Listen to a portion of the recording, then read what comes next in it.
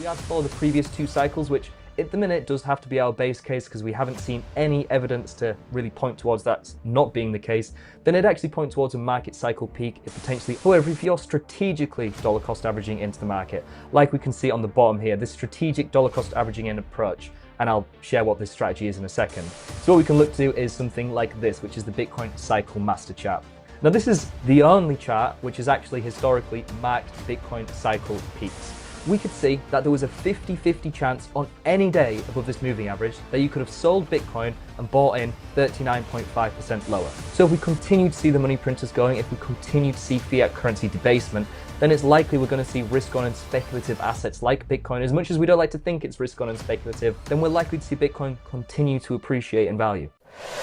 Hey guys, welcome back to the channel. Today I'm here with Matt, which was on the show 6 months ago. Unbelievable. Lead analyst for Bitcoin Magazine Pro. How you doing, buddy?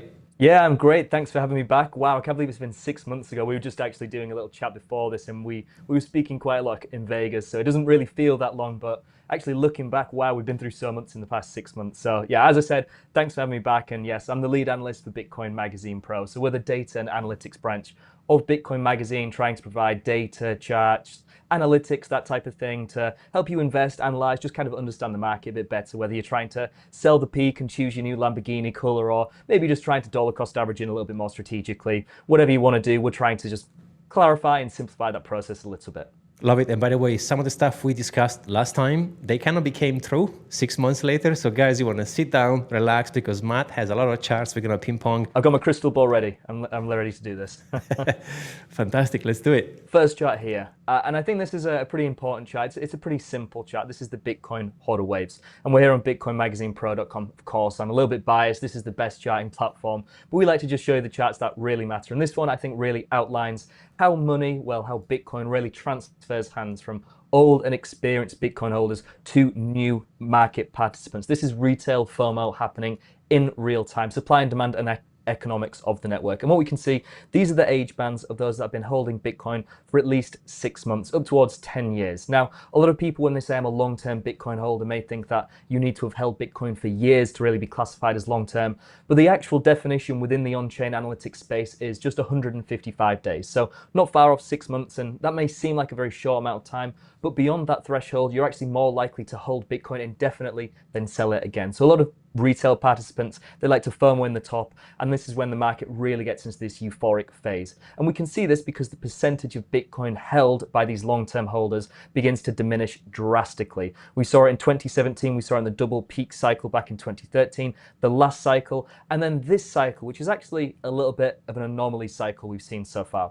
So if we take 2017, for example, I'll just zoom in so we can see the data a little bit clearer. We can see it was a very nice, continuous, long drawn out decrease in the percentage of Bitcoin held by long-term holders. As I said, the supply and demand, the economics of the network, working in real time, new capital flowing in, accumulating Bitcoin for substantially higher prices. And again, similar story in 2021. Whereas this cycle, we've actually had almost a double, if not triple peak cycle, where we can see we've had Bitcoin have this big run up post ETF launch where we hit a new all-time high prior to the Bitcoin halving event, something we hadn't seen before this long period of choppy consolidation. And at this point, we actually saw the percentage of Bitcoin held by long-term holders begin drastically increasing once again. Then we had this big explosive move to the upside, new all-time high, six-figure territory. Everyone thought the market would start going crazy. And then again, a long drawn out period of, let's be honest, quite boring, choppy, consolidationary price action, where once again, after we saw this percentage start decreasing, it began to start increasing once again. And even now, as we're at new all-time highs, practically, it was a couple days ago, we hit a new high and it felt a little underwhelming because we immediately dumped a few percent from that. But we can see we're currently at a point where even though we're at new all-time highs, we still haven't seen this big decrease, this new retail FOMO influx, and we haven't really seen long-term participants begin really start to take profit on their positions. Now, this is outlined again pretty clearly on the long and short-term holders, which to be honest is showing pretty similar data. But if I just remove the BTC price here and go over just the past couple cycles, again, we can see a very clear and obvious pattern where we have these big cyclical down moves and then long-term holder supply actually begins increasing once again. So I think this is a really important chart to be watching because, like I said, we don't really see this big euphoric massive price increase until we start seeing huge amounts of capital start flowing into the market. And we don't typically see huge amounts of capital start flowing into the market until we get crazy price action. It's a bit of a self-fulfilling circle where we need price to go up for more people to come in, to buy higher for price to go up, etc., etc. But the thing that really stands out of how bullish this is to me is even though we are at new highs, we're not seeing a huge amount of profit taking from long-term holders. And I know people are going to say this time is different. We're not going to see huge amounts of profit taking from long-term holders, but we have already kind of seen it a few times this cycle already. Like I said, when we went to above $74,000, when we went to above $100,000, we were seeing millions of Bitcoin transfer from old experienced whales to new market participants. Now, these new market participants may be institutional holders. It might be Sailor buying tens of thousands, billions of dollars of Bitcoin, never to be sold again.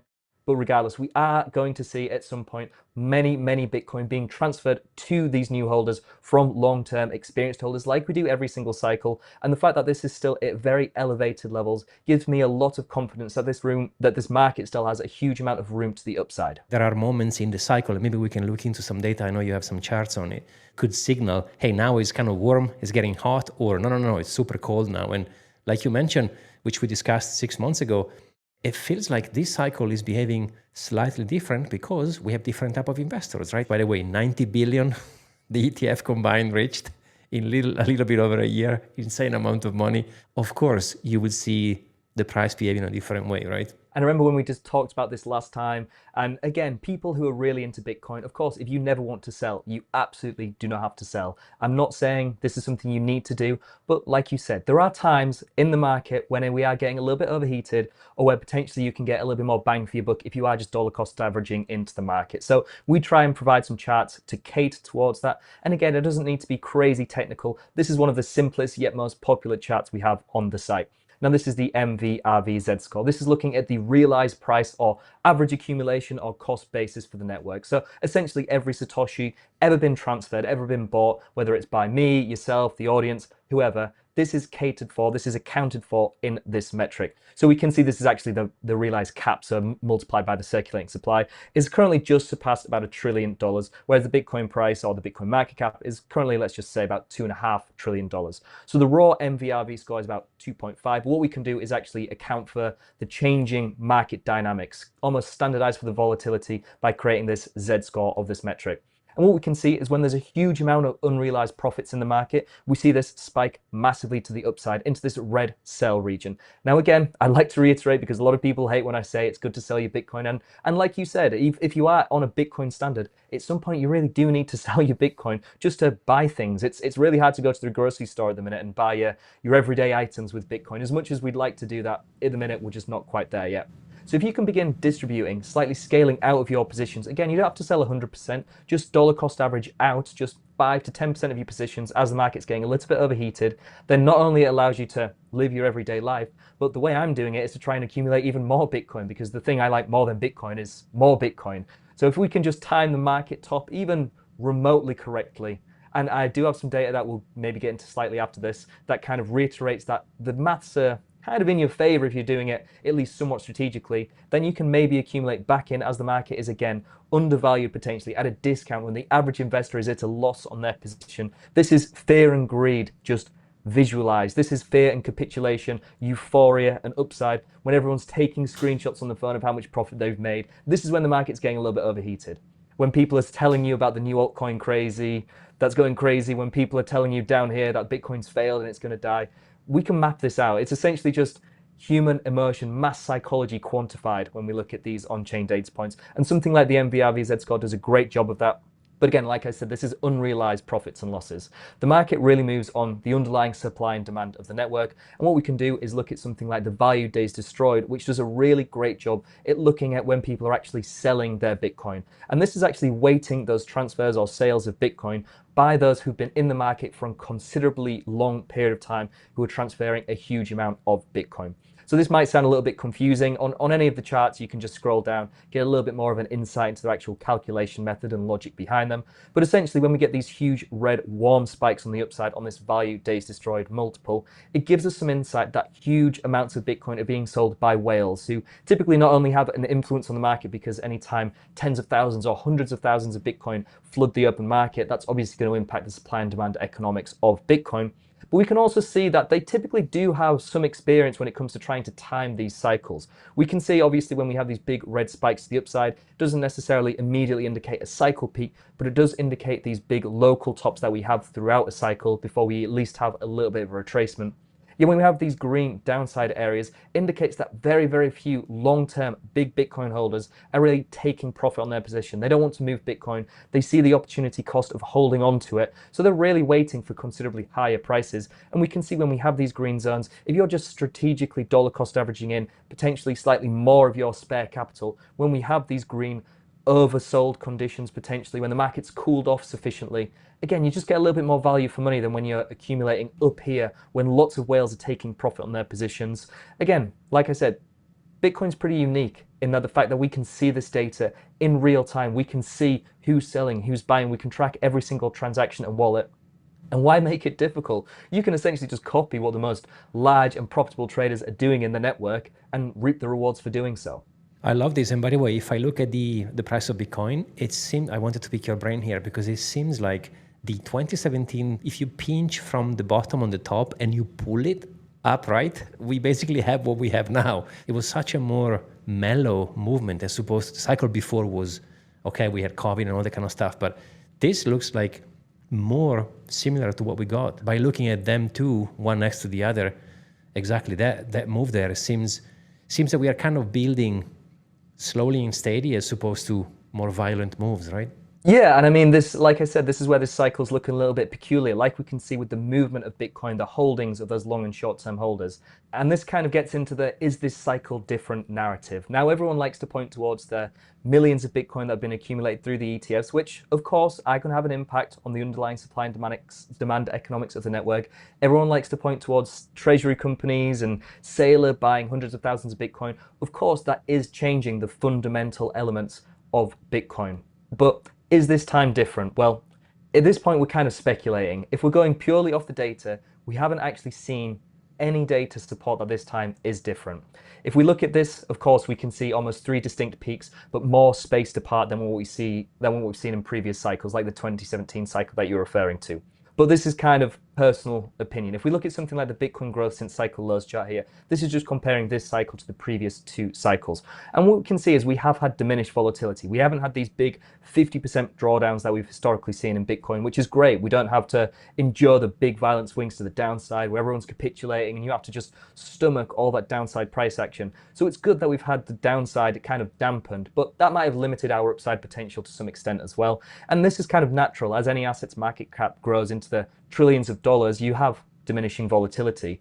And typically, we also see potentially lengthening cycles because the amount of capital inflows required to really move the market just means that a lot more money is really having to flow into the market, and this extends how much time we actually need to have that capital flow in. And same is true when capital is being taken out of the market. It's not like one person can sell 10,000 Bitcoin and cause a massive 20% drop like we've typically seen in previous cycles where we had these infamous BART patterns where price could dump a huge amount in one candle, have just some sideways consolidation, then a massive pump to the upside, or vice versa.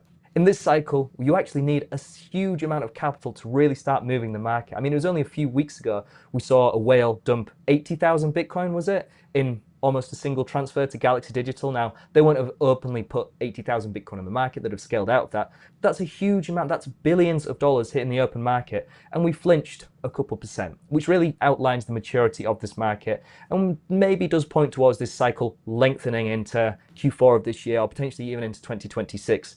If we are to follow the previous 2 cycles, which at the minute does have to be our base case because we haven't seen any evidence to really point towards that not being the case, then it'd actually point towards a market cycle peak at potentially October 19th of this year when taking the average of those 2 previous cycles. So definitely a lot to take into account, but I still think even though we may see the market dynamics changing with Bitcoin, we may see more and more Bitcoin being held for indefinite periods of time.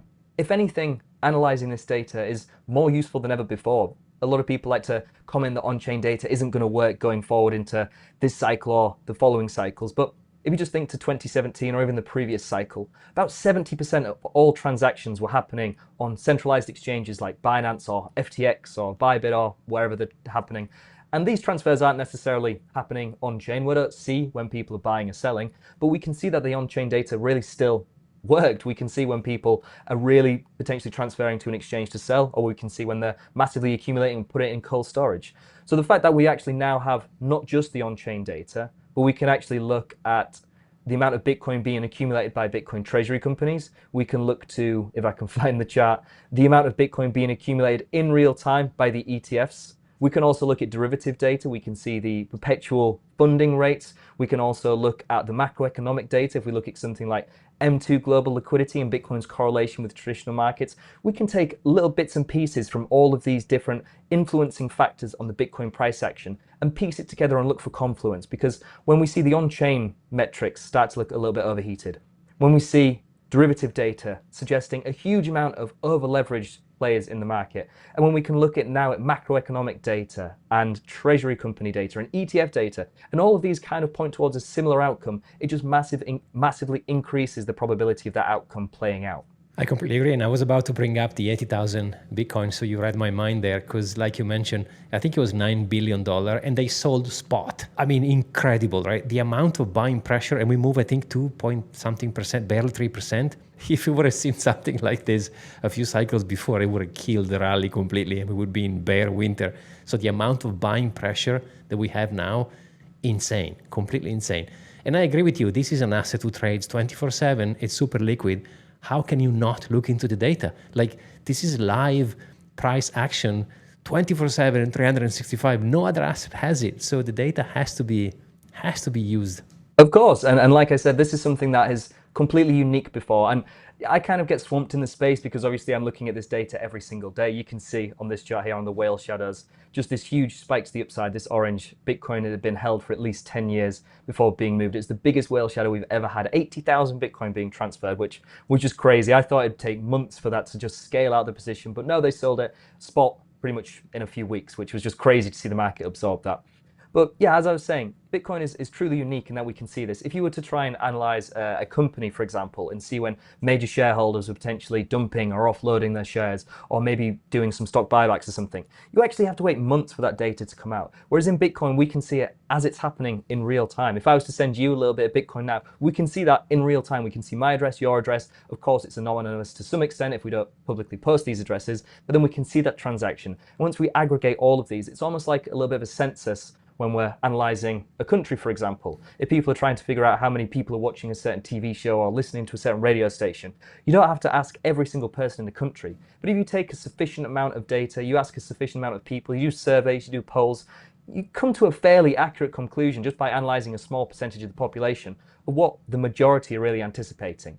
So when we look at the data, when we can see whales, when we can see retail foaming in, when we can see all of this data, again, it just reiterates your probability of success in this market. Now, I alluded to it before, but looking at some data of potentially how you can use this, because again, you don't have to buy and sell, and a lot of people think you have to sell 100% at the exact peak. Not many people advise going 100% all in at the exact bottom because people don't think that's possible, but selling the top, which is even harder, somehow is a realistic probability. But you don't have to sell, you can just dollar cost average into the market. This analysis I did for site subscribers at Bitcoin Magazine Pro. A lot of our charts are completely free, but some of them you do need a site subscription for. But if you do that, you get some in-depth reports, API access, research, alerts and stuff. So sneaky little plug in there as well. But this was some analysis I did very recently. This was looking at just pure dollar cost averaging into the market. So this is looking at if you were to just put $10 per week into Bitcoin for the past 4 years. Now we can see the performance versus other assets such as gold, Apple, and the Dow Jones, and you'd have massively outperformed, about 213% returns in the past 4 years, which is pretty impressive, not bad at all. And this is just blind dollar cost averaging, taking into account nothing. Now what we can do is if we look at this chart here, we can see this top pane is looking at the comparison of just lump sum buying rather than dollar cost averaging in if you just go all into the market. So 4 years ago, the price was about $43,500, $44,000. So if you lump summed in, you'd have returned that initial capital, the same 2,100 invested dollars, into $5,859. So you'd have actually underperformed dollar cost averaging in. This is why scaling into the market is a great idea, because you not only occasionally buy a little bit higher, but often you can buy considerably lower than if you were to lump sum. Because let's be honest, time in the market is difficult. Even if you're using these charts, even if you're using all of these metrics for confluence, selling the absolute top and buying the absolute bottom is practically impossible to do. However, if you're strategically dollar cost averaging into the market, like we can see on the bottom here, this strategic dollar cost averaging in approach, and I'll share what this strategy is in a second, it would have turned $1,850, so actually less than that invested capital, into $7,982. So you'd have massively outperformed, and this isn't taking into account any profit taking that you may have done, doesn't take into account any other emotions. This was just a very simple strategy. Now, what this was doing was looking at the short-term holder MVRV. So like we looked at the MVRV Z-score before, which is the average accumulation price for all investors on the network, what we can do is just isolate to look at the average accumulation price of these new market participants. Now, if I just zoom in, this short-term holder realized price almost acts as a moving level of support and resistance during Bitcoin bull and bear cycles, and we can see currently this is around $107,000. But if we zoom out and just look at the ratio, the comparison between the underlying price of Bitcoin and this average accumulation price, what we can see is there are periods of time when new market participants are at a huge amount of profit. They're potentially at 70% unrealized gains. And when we get these massively elevated levels of new holder profits, again, it usually indicates the market's getting a little bit overheated. And the same is true for the downside. We can see that I don't think I can draw on the charts here and you'll see it, but if you do this analysis yourself, you'll see we usually have some patterns in this data. We usually bottom out at very similar levels and we usually top out again at very similar levels. But again, we can see when new market participants are at huge losses on their positions, again, it usually indicates that they're potentially about to capitulate, transfer that Bitcoin to new, older, more experienced market participants. And this is usually when we get a little bit of a bounce. But if you were to just limit your dollar cost averaging in, so you weren't buying when the short-term holder MVRV ratio was above a value of 1.2. So again, I can't draw on the chart, I don't think, but where I've got the cursor here, this is at about 1.2, pretty much just beneath where we set the new peak. If you just limit so you're not accumulating when the short-term holder MVRV is above a value of 1.2, you're just waiting for the market to cool down a little bit, you'd have outperformed dollar cost averaging considerably. Again, if we look at the dollar cost averaging approach, $6,500, not bad at all. Nearly $8,000 from the strategic dollar cost averaging approach. And this didn't take any skill, this didn't take any kind of current fundamentals into account, this didn't take any emotion or real skill.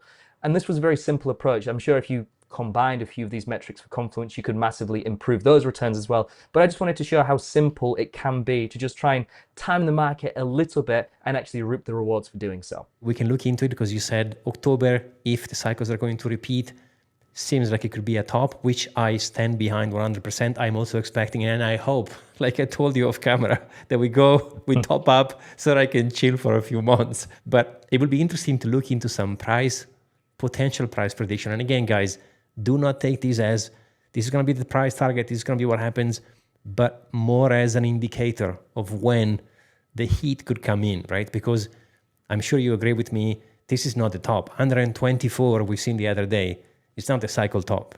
No, not a chance. So like I said, the thing that drives the market is supply and demand economics. And in this brief pause we've had, we've already seen the amount of long-term holder profit taking begin to stop. So there isn't new supply hitting the open market. This is a brief pause before we hopefully extend to considerably higher highs. But of course, it's the million-dollar question: at what price are we going to top out at? And my honest answer is I have no idea. Nobody has any idea. Of course, we can look at certain metrics that have worked previously, but realistically, the best way to scale out towards a market cycle peak is look at the data and react rather than trying to predict. Because in the last cycle, a lot of people got burnt waiting for 100K. Once we surpassed the previous all-time high, people were thinking, right, now it's time to march considerably higher. But after that, we had, a few percent higher than the previous high before the market moved to the downside. So what you really need to focus on is the underlying supply and demand economics of the network. But let's be honest, that's a pretty boring answer. So what we can look to is something like this, which is the Bitcoin cycle master chart. Now, this is the only chart which has actually historically marked Bitcoin cycle peaks. Now, this is made of a combination of on-chain forecasting price models. In fact, if you go onto Bitcoin Magazine Pro, it's the price forecast tool. See, if you combine a lot of them, you'd actually come to the Bitcoin cycle master chart here. And what we can see, these overvalued level, this red line here, if I just hide all of the other ones, we can see historically has marked the cycle peak price to within just a few percent. Of course, it's going to overshoot sometimes by a few $1,000s, and on the second peak of the previous cycle, it undershot by a few $1,000s. But in general, once we start getting towards this zone, it's a good indication that the market is very much towards a cycle peak. But we don't have to wait to that point as well. What we can do is add on the aggressively valued, fair valued, undervalued, etc., and actually see that price tends to bounce around a lot of these levels quite nicely. So what we can see is even though we didn't reach that overvalued price in the second peak in last cycle, once we started surpassing this aggressively valued, it was pretty obvious that we're getting pretty close to a cycle peak. And same is true for the downside. Once we got to these cycle lows here, such as in 2018, 2019, we actually bounced off this level multiple times. During the COVID 2020 dump, we actually wicked to this level. This is just using the closing price, so it doesn't look exactly like it does if you were to look on TradingView or something. And again, this cycle, it marked the cycle low. And if I just zoom in over the current cycle, we can see as we were surpassing $100,000 for the first time, we were getting close to this aggressively valued line. As we first surpassed $73,000, $74,000, we were getting pretty close to this aggressively valued line, which at the time was somewhere around $77,000, $78,000. And now if we look to these price levels, they're currently at around 150K, and then that's the aggressively valued, and the overvalued would be about $250,000. Now, you have to again take into account that these are moving targets. Every single day, the prices are adjusting slightly, typically to the upside in a bull market, and oftentimes we actually see them stagnate or go pretty much sideways or even slightly downwards in a bear market. But this would be a pretty good indication, and I think aligns with a lot of metrics and outlooks that a lot of other on-chain analysts currently have, of potentially somewhere between $140,000 to $150,000 for an initial major point of cycle resistance. And if we are to move higher than that, I'd probably look to somewhere about 170, 180K. But as I said, these levels are moving to the upside. So if we actually have a little bit of a cool-off period, a few months after we hit 140, 150K, maybe the aggressively valued reaches 170, 180, 190K. At that point, could be a cycle peak. But again, if we look to the aggressively valued, this is pointing to somewhere around $250,000. Now, one thing I've been really considering is, like I said, a lot of on-chain analysts, a lot of retail participants I see on social media as well, is looking towards kind of this 170, 180K as a potential cycle peak. And I've been pretty vocal about where I think that could be the most probable place where Bitcoin tops in this cycle. But the market likes to punish the most participants as possible. And if everyone's kind of anticipating this, then that's probably not the most likely outcome. If we look to 2017, what we could see is when we first entered five-figure territory at around the end of November, the start of December 2017, everyone thought there's no way Bitcoin's going to go higher than this. This was the 100K of a couple cycles ago. What we can do is if we just zoom in, this is when Bitcoin first reached this aggressively, or overvalued, level on this cycle master chart. And 2 weeks later, price had nearly doubled to $20,000. So when Bitcoin is in its euphoric banana phase of the Bitcoin bull market, who knows how crazy things can get. We're all seeing, you know, some confluence towards a peak at potentially $170,000, $180,000. Blink and you'll miss it. We're at $250,000. We're at $300,000. But like I said, of course, no one knows. I wouldn't trust any indicator on its own because that's going to lead to a certain amount of overfitting and over-biasness. If you take some confluence, look for multiple different metrics, not just on-chain, but like I said, derivative, macroeconomic data, and piece together a puzzle and just work in probabilities and say, you know what, a lot of long-term holders are beginning to take profit. A lot of whales are moving some old Bitcoin. We're seeing a huge amount of retail FOMO. It might be worth scaling out 1 or 2% a day just to try and lock in something, at least somewhere close to a Bitcoin cycle peak. Now, I know I've been rambling for a little while here, but another piece of analysis we recently did, which I think is incredibly interesting, because again, a lot of people look towards the Bitcoin price action, look towards the fundamentals of this cycle and think, there's absolutely no way I'm going to buy in at a lower price. This is the super cycle. We're going to run to $500,000 plus $1 million a coin. And that's great. I would love to be proven wrong and see the Bitcoin price rally for 2 years straight to $1 million a coin. However, realistically, I just do not think it's possible or really probable this cycle. Every market has boom and busts. And as much as we'd all like to see it happen, it really was the narrative last cycle and the narrative before that. Now this time is different. We're going to break all the charts and ultimately the data prevailed. But if we just look at this chart here, what this is looking at is the Bitcoin price, which is the orange line, and the 365-day moving average, or just the 1 year moving average. Now, throughout all of Bitcoin's entire history up until the tail end of the previous bear market, we could see that there was a 50-50 chance on any day above this moving average that you could have sold Bitcoin and bought in 39.5% lower. Just think about that. When we first surpassed the 365-day moving average in the last cycle, Bitcoin's price was barely around $10,000. You could have sold any day, and now on that instance, you wouldn't have been able to buy in 40% lower, but on any day, flip a coin, And of course, if you're taking into account a lot of these on-chain data points, derivative data, macroeconomic, all of the things we've discussed today, and you can get even remotely close to this cycle peaks, then you massively increase your probability of being able to buy in substantially lower. Now, of course, you have to pay taxes on the capital gains, and there might be other avenues such as locking up Bitcoin for loans, but like we discussed, there's a huge chance of just being liquidated on those loans as well. But the probability of being able to actually buy back in lower historically has been pretty high. A 50-50 chance of being able to buy back in 40% lower on Bitcoin is crazy. And if we look to this chart as well, because I did the analysis on altcoins as well, as I said, we're a pretty much Bitcoin only channel, but of course I need to acknowledge other markets as well. This is looking at the ticker on TradingView total to ES, so it's excluding stablecoins. And this isn't even looking to take profit above a 1-year moving average. If you sold on any day throughout the entire history of altcoins, the entire history of the total to ES ticker, you had a 50-50 chance of being able to buy back in 48.4% lower, which is absolutely insane just to think about. You had a coin flip chance of being able to buy back in any altcoin 50% lower. Now, of course, there's going to be some that outperform that. There's going to be some that underperform that. People always cherry pick pieces of data that prove me wrong, but in general, when looking at the market in general, if you can somewhat time the market, especially while Bitcoin is still in its infancy, especially while we still have these huge, massive volatile swings to the upside and downside, and I know that's diminishing, we might not get a 70, 80, 90% drawdown in this bear market, but I still anticipate we'd see a 50, 60% bear market still that may extend for a year or so. If you can even remotely time these cycles, then you do actually have a fairly decent chance of being able to accumulate more Bitcoin and actually take profit to do whatever you want, whether that's buy more Bitcoin, to sell it for fiat, to improve your lifestyle, whatever that is. Whatever your goals are, if you actually use a lot of these data points, remove the emotions, not only does it make it considerably simpler, save a lot of time, but it's actually proven to work pretty well as well. What's the point in having millions of dollars into Bitcoin that you can never touch because you never sell it? I don't buy to this. I think your lifestyle should reflect your wealth. So if you've managed to go through the bear market before, suck it up at 3,000, see the oil price going back to 15, pump it up again to 120, mate, take a percentage out, that you deserve it. And those bands, by the way, I love your numbers. I hang out with C9 and Plan C a lot with the quantile model. Numbers are really similar. And I love what you said about 180,000, because 180,000, if you would have asked me, I would have said it's my number. But just because there is too many people now saying 180,000, I think it's not going to happen because the market is going to yeah, 100%. It's going to punish everybody. So the previous cycle, everybody was expecting 100,000 Bitcoin, which we never got.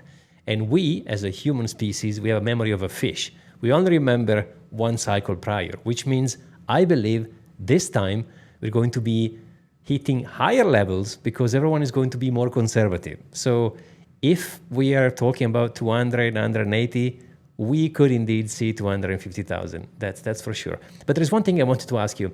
So let's say we go and kiss that red line, which is 250, you said, more or less. Where do you think we are going to go in the next bear market? Because we established the volatility is smaller either way, so we won't correct 90%, I don't think. Do you think like 50, 60% could be a correction maybe to consider? Yeah, I think so. I think we could definitely see, like I said, we've seen diminishing volatility given the fact that Bitcoin just as an asset class has grown into the trillions of dollars. So it makes sense that we're not going to have the big, massive 10,000% bull markets, and we're not going to have the big 90% plus drawdown periods during bear markets. And of course, everyone likes to point to treasury companies and saying this Bitcoin is taken off the market. It'll be interesting to see how many of these treasury companies are still accumulating aggressively and buying tens of thousands when we're 60, 70, 80% lower and those board meetings start getting a little bit tense. So potentially we do see Bitcoin have this big bear market because maybe many of these Bitcoin treasury companies start to be forced to sell. Of course, this is just all speculation. My personal opinion is, like I said before, I think around a 50, 60%. So if we did hit $250,000, let's call a nice round number there, then we might be at prices that we're currently at today at 120K or even slightly lower. So just think, if you can sell anywhere above today's price, assuming that we do continue in this bull market to slightly higher prices, then there's a decent chance that you can maybe buy back in lower than the prices we're currently at today. Now, of course, this is all just speculation, and this cycle might actually be different, and we may far extend into multiple years. And one thing I like to look towards that is I think Bitcoin traditionally was much more influenced by the halving cycle. Every 4 years, the inflation rate of Bitcoin decreasing by 50%. But I think at some point the circulating supply, and I think we're at that point now, has increased to a point where there's about 96% of all Bitcoin that will ever exist already in circulation. So at this point, when we're seeing these 50% decreases in the inflation rate of Bitcoin, of course, this is going to hurt miner revenue. But in terms of the actual flow of new Bitcoin onto the open market, this is getting scooped up in no time by ETFs. It's only around 450 Bitcoin a day currently, which is nothing. And when that drops to 225 Bitcoin a day, this is a very negligible amount of Bitcoin hitting the open markets. Whereas if you look to just a few cycles ago, a huge amount of Bitcoin, thousands of Bitcoin every day were hitting the open market on an asset class that was still only a few $billions. So this was obviously a big impact on the underlying supply and demand economics of the network. Whereas I think Bitcoin going forward is probably going to follow something a little bit more typical to the global liquidity cycle. It's already been a pretty important talking point and a very popular one to show Bitcoin just following the global liquidity expansion and contraction throughout this cycle, potentially with a 10 or 12 week delay. But if we look at the M2 money supply, the global M2 money supply on a year-on-year basis, we can really see the 4-year cycles just playing into effect. We can see all the way back since Bitcoin's 2013 double peak cycle, when we see year-on-year contraction in the global liquidity, which I think it's important to look at the year-on-year, because if you look at the global M2 money supply chart, it's typically just going in one direction, that's up and to the right. Whereas if you look on a year-on-year basis, you actually see the acceleration or deceleration, that expansion or contraction. And what we can see is the parallel between the Bitcoin's price appreciation during bull markets is usually when this is accelerating to the upside. And conversely, when this is decreasing, it's typically when we see Bitcoin struggle. And we have had a little bit of a divergence. We haven't seen this big, massive run-up that many expected as we've seen global liquidity continue to expand. But given the fact that around the world, there's a lot of macroeconomic and global uncertainty, a lot of global and political tensions, maybe we do see the money printers continue to go, and maybe this cycle does far exceed the previous ones because people just like to print their way out of problems. So of course it's something, like I said, we need to react to. But given the fact that in the US, for example, we're seeing their currency, the US dollar strength, continue to decrease in its power, if I just go to the right chart here, we can see it's favorable a lot of the times to have a currency that's diminishing in its purchasing power. A weakening dollar is good for the US economy. And what we can see is the US dollar has actually massively broken beneath this pretty major resistance point for the US dollar strength index, or the DXY. We came back up, retested it, and now it's moving substantially lower. So this is another point we can look towards to, again, give us some more reassurance and confidence that Bitcoin does still have this upside potential remaining. So if we continue to see the money printers going, if we continue to see fiat currency debasement, then it's likely we're going to see risk on and speculative assets like Bitcoin. As much as we don't like to think it's risk on and speculative, right now we still are in that kind of category. Then we're likely to see Bitcoin continue to appreciate in value. We haven't even talked about the fact that in September, most likely there's going to be one, if not multiple rate cuts, right? So this is going to propel the old market to hopefully new all-time highs. And the funny thing is, I'm actually hoping for not violent moves, because I don't know if you agree with me, but I subscribe to the idea that if we pump from 120, let's call it, to 190 in like 3 days, well then most likely that's the last part of the rally. Whether if we consistently, slowly and steady build up and retest, build up and retest, well then it becomes more interesting. And by the way, people now are freaking out because we've gone from 120 something back down to closing the gap almost to 117. But the thing is, Bitcoin is volatile, and the more the price is going to grow, the more you will feel it emotionally. It's still the same percentage, 2, 3, 5%, but in terms of dollars, it's much different impact, right? Yeah, and I mean, again, you touched on a great point from a psychological perspective there. If you look at the 2017 cycle, for example, we had this big, massive, explosive blow off top to the upside. But this isn't sustainable. The faster you go up, the faster you typically come down. And the fact that this cycle has had this stepping up in price action, again, it's pretty boring, but it's actually a lot more healthy and sustainable. Because realistically, if you look at the Bitcoin price and think, you know what, I'll buy tomorrow, and you look the next day and price has gone up 10, 20%, you're probably not wanting to buy in. I mean, a lot of retail still feel some FOMO, but especially this cycle, if we're assuming there's a huge amount of institutional and big money, smart players taking part in this cycle, which there is, then they're not going to buy if price is considerably higher than where they were hoping to actually enter the market. So the fact that we see this diminishing volatility, this choppy consolidation and sideways periods of price action, it resets investors' expectation. You feel like you're getting good value for money if you buy Bitcoin at the same price it was 6 months ago. Now, it's boring for us holding Bitcoin, but if you're scaling into the market, especially with size, not only do you decrease the amount of slippage you're going to incur and minimize the impact on the underlying price of the asset, but again, it just allows the expectations in the investor psychology to think that this is a good price to be accumulating Bitcoin at. Now, we're biased. We think any price to accumulate Bitcoin at is a good price if you're a true Bitcoin maxi. But we can see, again, if the market is showing that we've cooled off sufficiently, if short-term holders have stopped accumulating, where's the chart here, and long-term holders have stopped selling, again, this gives us some indication that we're actually expecting higher prices. So the longer that we can actually see this stepping up in price action, probably the higher we're going to go. If we can step up, again, if we have this big period of choppy consolidation throughout the September and October months and it feels like it's really boring, and then we have another big move to the upside and again more consolidation, just these 30% drawdowns, then we are probably going to see this cycle extend far beyond where many have maybe anticipated or maybe even imagined that price could go in terms of price and length. But ultimately, yeah, we want to see a big banana zone at some point. It is inevitable to happen. Everyone likes to look at the previous cycle as, oh, it was a double top. It wasn't a big typical blow-off peak cycle. But this first peak went practically vertical for multiple months. At some point, it's pretty much inevitable. We always get a euphoric phase in the market, not just Bitcoin, but all markets. Look at gold as it's run up to new all-time highs, or the S&P 500 post-COVID when everyone was just piling into tech stocks.